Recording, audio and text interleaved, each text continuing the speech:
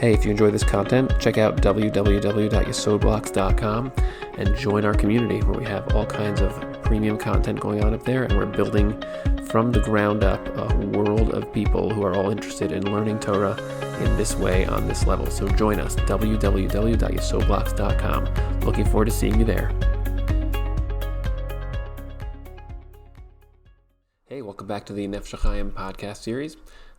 This is also available in video format, so if you're watching me already in video format, then you already know that. If you're listening to it on a podcast and you want to watch it as a video, you now can. I want to just remind everyone that we are now adding video text to the actual episodes. That way you can actually follow along in the Nefesh HaChaim as we read it, instead of just listening as I explain the different words. We're in Sha'ar Aleph still, which is the first section, the first gateway of Nefesh HaChaim, and we're in Perek Yud Aleph, chapter 11 in Sha'ar Aleph.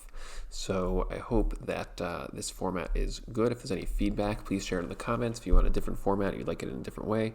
So right now you can get it in audio or in video. That's basically the idea here. So in Perek Yud, previous chapter, so we were talking a lot about this concept of the Malachim. And Malachim, they're called in English, usually translated as angels, but really Malachim can be thought of more as almost like the wiring of existence. In other words, if you think of existence as sort of like this stack of layers that Hashem uses to translate what we'll call his intangible, endless essence, intangible self, really sort of like his being. Again, it's not really the right word, because even the idea of being means a verb. It's something that, when you are being, like if I'm being loud, it means I'm manifesting loudness. And so the idea of being something is inherently implying some kind of development or a process. And Hashem, at the level of what we'll call essence, or at the root level, there's no process there, because Hashem is the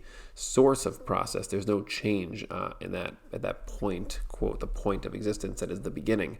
And so what we're saying here, we're talking about the layerings of being. We're saying that Hashem kind of sets up all these filters. You can think of it as like there's just this completely indefinable, just indivisible, totally one self, and then just like you underneath your own face, behind the face that we each wear and the bodies that we each use.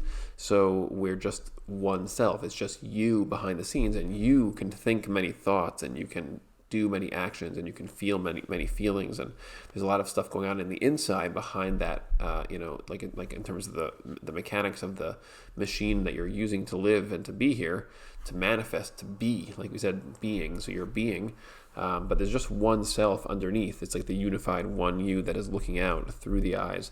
And so that one self, that's an analogy for Hashem's ultimate one self that is behind all being, that is underneath existence and pretty much the root of all of it. And then there's these layers that are just, kind of filters almost, or prisms that Hashem uses to translate himself into the myriad multitudes of existence that we experience, including our own selves. Now, the thing about those layers is that there's also a component to them, which is, you can think of it as like if there's a filter that exists that sort of blocks off one area from another area, well, there's also these wires that kind of traverse all the areas from the top all the way to the bottom, and they kind of transmit the signal from the source to every succeeding layer, ultimately expressing the signal in its particular unique form in each layer as well. So that's what a malach is. That's why the word malach literally means a messenger. It's a conveyor. And what we're talking about here with conveyors is that what's interesting about these messengers is that they're alive, because since what Hashem at the root is conscious, or is the source of consciousness, and the defining characteristic of existence is the journey towards greater and greater consciousness. In other words, we are sort of the expression of the aspect of Hashem that wants to become more and more and more self-aware, more and more awake. The process of development of becoming more conscious is the journey, is the point of what it means to be human. It's like that's your job, is to basically live the process of evolution in that sense. And evolution doesn't mean just like, oh, I'm evolving biologically. It means you're actually becoming more self-aware, more knowledgeable, more awake, more accurate, more focused on what's real and what's true, and over time evolving away from that which is false and that which is distorted. And so that's obviously the whole context here that we're using, which we've been delineating in previous sections, and we're going to articulate that even more fully as we go. That's kind of like the big picture, but within that system of that purpose of existence, the purpose of becoming in that way. So these other characters, you can think of the wires, the messengers, the Malachim, so they're also conscious in a certain way. The difference between them and us is that they cannot evolve. They cannot become more conscious on their own. They have a certain amount of awareness and a certain amount of will and understanding that comes with that, and that is fixed for each one, as we said in the last episode. And that's important here because you just understand that the currency of existence is consciousness, is awareness, is awakeness. And so Malachim are also alive as a result of that. They have some kind of awareness. And so you can think of it, the wires that go from Hashem all the way through all the layers of being. So those wires are aware, and they have to be, because in order to conduct awareness, in order to transmit Hashem's consciousness and translate it into all the different forms that it takes in existence, so they have to basically deal in that currency. They have to also be conductors of consciousness, which means they themselves are conscious in some form. And that's why Malachim are described very often as creatures that are alive, because they actually are in that way. So let's just look a little bit at the text here and just see what the additional point here is Nefesh HaChaim is going to be adding. Again, this is Perek Yud Aleph if you're just listening, so just check it out, Shahar Aleph, Perek Yud Aleph. If you're following along, you can see it on the screen. So here it says, V'zeu atam she'amalachim ha'makdishim b'shmei marom mamtinim milashalish kedushasam ad achar she'anu meshalshim kedusha lamata. So this concept is found in a lot of different places. It's that the Malachim, they do something called Kedusha. They say certain words, and it basically, you could think, it's usually translated as sanctifying God. So what Malachim are described as doing is they sanctify God, and there's two groups primarily that are usually described doing this. There's the Srafim and there's the Ofanim. And so basically the Srafim are the ones that initiate it and say, Kadosh, Kadosh, Kadosh, that Hashem is Kadosh. And the Ofanim answer back. The Ofanim and Chayot HaKodesh, there's kind of different groups of angels here, which we're not going to articulate too carefully right now. But they basically respond and say, oh, you're telling us that Hashem is Kadosh, Kadosh, Kadosh, which usually is translated as Hashem is holy. And we're going to respond back and say, Baruch Kevod Hashem Mimekomo, that we're sort of saying this line, like those Malachim are saying this line of like, Hashem is blessed in his place. That's usually how those things are translated. And we have that in the Sidur, in Tefillah, and it's going to be articulated more fully a little bit in the Tefillah cast on the website. So again, check that out, yesodblocks.com. And so the different groups of Malachim that are there, so they each have their line that they say. So the idea here is that there's an underlying system to that, a process to how that works. And it says here, what he's explaining here is that the Malachim have to wait for us to actually do this process of Kedusha. So again, the line is, they wait to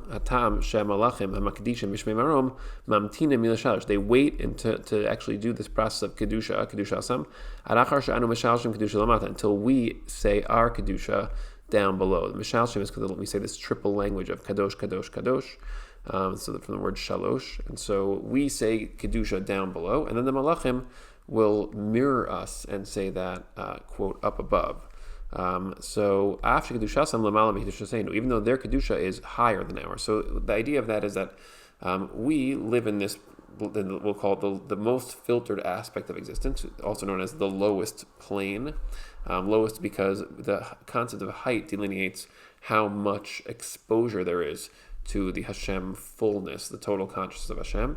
And so the more shielded you are, the more free will you have, the more capacity and autonomy you have, but the lower you are in the sense that you are now blocked off from Hashem's presence in a more extensive way.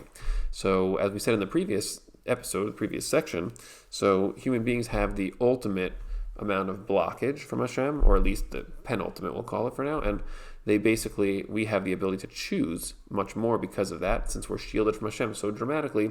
We have this spark of awareness, and so we have consciousness, but we also are completely blocked off from its root, so we don't see where it comes from, and that awareness coupled with that distance, that tzimtzum, where we're blocked off from Hashem, leaves us with this tremendous capacity for a range of choices, because we don't see the totality of existence, and so we say, oh, there's all this multitude of being here, and we are conscious, and we can apprehend that, and then we say, oh, what should we do with all of this? And that's really the range of choice that we are presented with. And so we now have the choice to do what's called l'shaliach Kedusha, to actually say that Hashem is kadosh, and to acknowledge that Hashem is kadosh. Now, what exactly does it mean to acknowledge that Hashem is kadosh? So the word kadosh actually means dedicate. So you can actually learn, there's a lot more about that on the other podcasts on yesodblocks.com. You can check them out on the premium content there. But the short answer to that is to be kadosh basically means to be dedicated to a particular purpose, that you are driven towards that, and the things that are on the side, diversions, distractions, do not pull you away from that which you are dedicated. So if you think about that for a second, what that means, like why that is significant for the concept of holiness, well, people don't, when we say what is holy, there's not really so much of an answer to that question. What does holy mean? So, something spiritual. Okay, well, what does that mean? So the concept to be kadosh means that you are dedicated to something, and usually when we talk about us being holy, what we really mean there is the language of Parshas Kedoshim, where it says that you're supposed to be kadosh la Hashem. In other words, dedicated to Hashem. What that means is you basically say, okay, there's a massively complex, multiplicitous reality that we live in, and I'm going to use all the different streams of being that I'm experiencing and perceive all of them and learn to perceive all of them as rooted and unified in their source. In other words, everything came from Hashem, and I'm going to now sort of dedicate my awareness towards those things being redirected back towards Hashem in my own mind as a reflection of the underlying truth that they all come from Hashem. So, when we look at the world, there's all kinds of crazy things happening. They all seem very disparate and disconnected, and there's between the different forces and the different types of situations and different types of elements and things that are created on the biological plane and on the physics reality. And so the idea is that all those things emanate from Hashem, and there's this one root, and then everything kind of flows from there, and they spread out as there's more and more and more things, and using those layers we described, the translation of Hashem's oneness into the multiplicitous otherness that we experience. And then we're trying to access that awareness so we can actually, instead of sort of getting caught up in whatever's right in front of us and thinking that the way that we see things in all of its fragmented structure is the truth of reality, we're trying to actually develop the awareness that all these things are part of a symphony and a synchrony that are all kind of working together as part of one story. And so that's what it means to be kadosh for us, is to basically say we're going to sort of see how everything is. We're going to dedicate ourselves to Hashem in that way. Instead of saying, let me focus on one thing, I want to focus on my career. So, my career is my main focus. And then a lot of other aspects and elements of existence fall away in the background because that's the only piece of existence I want to focus on. What you're doing then is you're basically disconnecting that from the larger context and making it hard for you to see all the other pieces that are involved there. So that's a very important distortion to be aware of.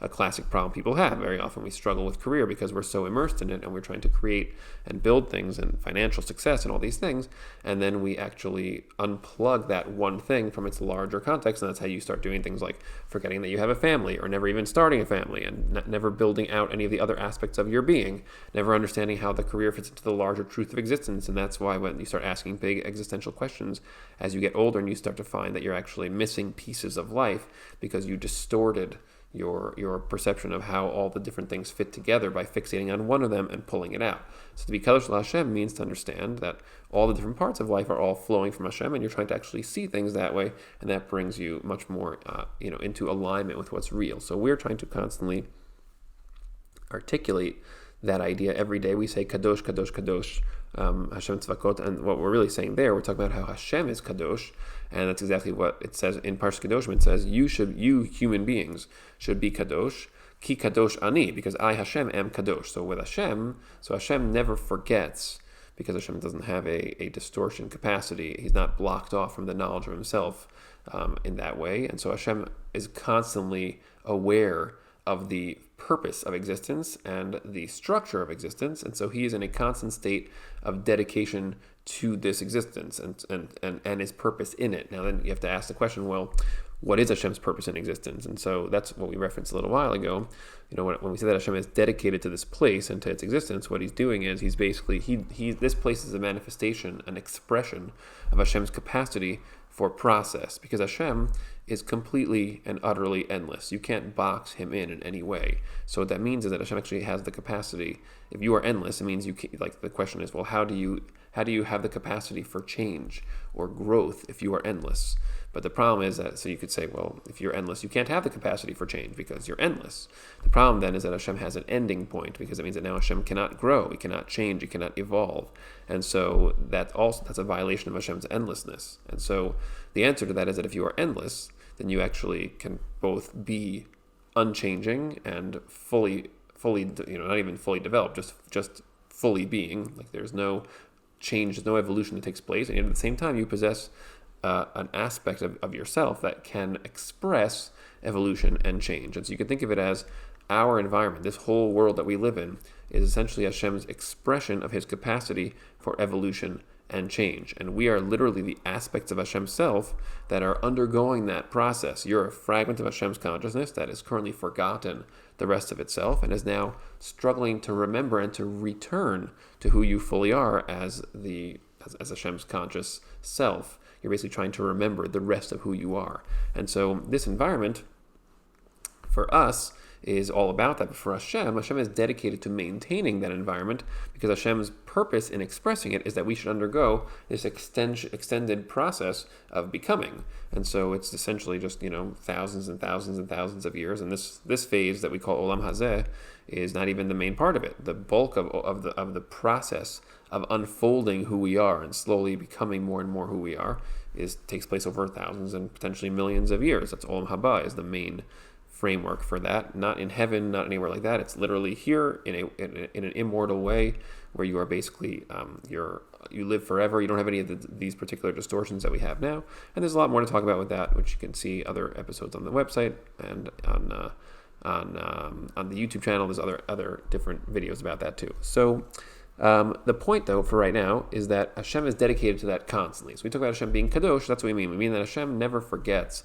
That's like his point in doing this. He's always he's always on target to bring this place towards its expression in that form.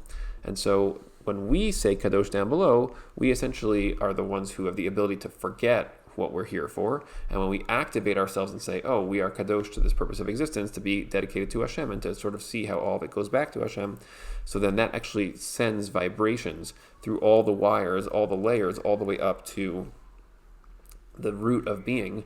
And then that essentially triggers an increase in awareness, or we'll call it an awareness vibration in the system.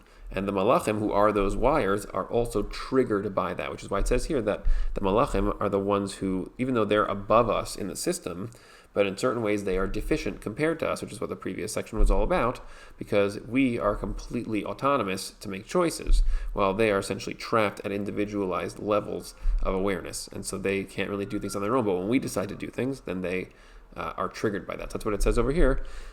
They respond to us. After we do this Kedusha, they do it after. Lo shem cholkim kavod liYisrael. It's not that they do that because they have respect for us and they're waiting for us to do the Kedusha first. El she'ein b'kocham ve'yicholtam klal mitzad atzmam. They have no ability, no capacity on their own, liftoach pihem lakdish liyotzam, to open their mouths to actually be makdish or mekadesh their creator. They can't do it on their own. Ad aliyas kol kedushas Yisrael alehem milamata, until there is the ascending voice of us saying Kedusha that then vibrates through the layers, and then it actually ignites them to actually say it themselves as well. So kinyan amirata Kedusha hu ha'alas ha'olamos v'yitkashrutam kol olam ve'olam shemei alav. The whole idea of saying Kedusha is actually this. It's this lifting up of all the olamos, and that, the olamos usually is translated as worlds, but the meaning of the word olam literally means layers of hiddenness or concealment layers, from the word he'elem or ne'elam. And what's happening here is what we were just describing, these layers between us and Hashem with these wires that run through them. So when we use our consciousness to become more plugged into Hashem's truth, so then we actually create these vibrations through all the layers, and that's what it means. It sort of lifts all of them. It becomes, we pervade those layers with more Hashem dedication, and so that's essentially the meaning of this phrase, that it's ha'alas ha'olamos v'yitkashrusam kol olam ve'olam shemei alav. It lifts up the different layers of existence. It essentially makes them more. It sort of makes more Hashem consciousness pervade them. V'yitkashrusam kol olam ve'olam, and each layer becomes more connected to all the other layers. In other words, instead of being these fragmented layers which make it seem like Hashem is not around anywhere, so now they're all becoming more thematically expressive of Hashem's presence. to the world that's above it. Leosif kedushasam v'tzichtuach oram, which increases their we'll call it dedication towards Hashem, and the light, the clarity of the light, the intensity of the light of Hashem's presence now. So you can think of it as we increase Hashem consciousness from below, and then that vibrates through the system, making the entire system now more receptive to Hashem's presence from above, and Hashem's presence is now given more room to flood into the system. So, just to say that a little differently, it's like we down below are blocked off from seeing Hashem. And the more aware, the more receptive we become to Hashem's presence, then the more Hashem's presence can actually be revealed and flood into our existence. So it's kind of like a radio. If your radio is off, so your TV, or even you use Wi-Fi, it's a more modern example. If your receiver, your antenna is not functioning well, then you don't get such a great signal. The signal is always there; it's just hidden, and you need a receiver that can receive it. When you turn on the receiver and activate it, then you receive from the source. And so that's what we're saying here, is that you actually, when you behave this way, you make Hashem's presence flood the olamos, all the layers, and now have more Hashem's presence, as essentially you make yourself more receptive. And so it's what it really means. The presence is always there, but it really means that that presence of Hashem is now more revealed inside of the layers of concealment. And so Hashem's presence is now becoming more received in every layer of being, because remember, Hashem's presence is concealed by those layers. And again, it's still there, it's always there, but the layers hide it. And so the idea is that you can actually make it more visible and more received by doing this. So that's the basic idea here. Vayin Beichalos to Pekude, Beichalos Tinyan. There's a book called Sefer Eichalos. This is the page, Sof Amud Beis. Binyan Kedusha Malachim, this page Reish Mem Zayin, 247. Amud Beis, the end of the second side. Binyan Kedusha Malachim, which explains there the idea of the Kedusha of angels, of Malachim. Haba Mikoach Amiras Kedusha Seinu, that emerges from the force of our saying Kedusha. And here's what it says: V'alin diyamina amri shirasa. So the angels that are on the right side, they sing to Hashem.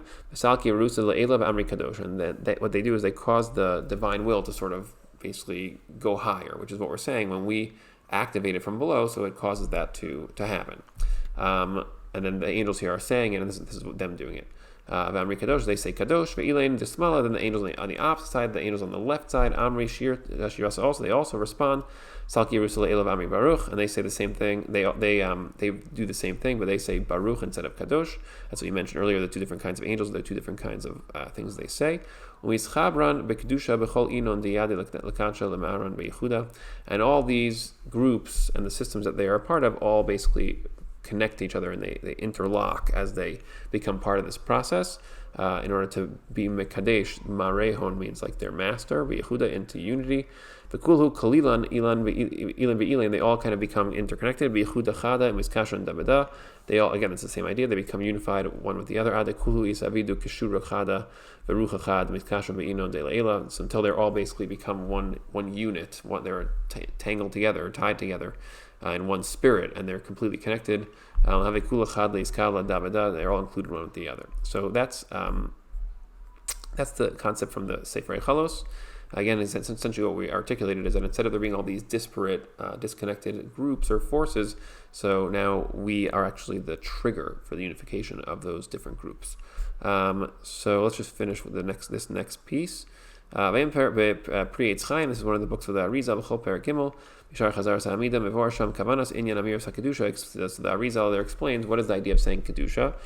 It's the idea of essentially taking the different layers of existence and tying them together. So there should now be more Kedusha. They're all more Hashem receptive, more dedicated to Hashem, and more the light of Hashem now flooding them. And maybe that's the source of the custom that Bnei Yisrael have. We have when we say Kedusha, when you say Kadosh, Kadosh, Kadosh, or Baruch Kavod Hashem Mikamo, you kind of pick yourself up onto your toes a little bit to lift yourself up. It's because there's this vibration of upwardness when we say those things. There is no angel that has the ability to do this on their own. This is something which is just triggered by us. They will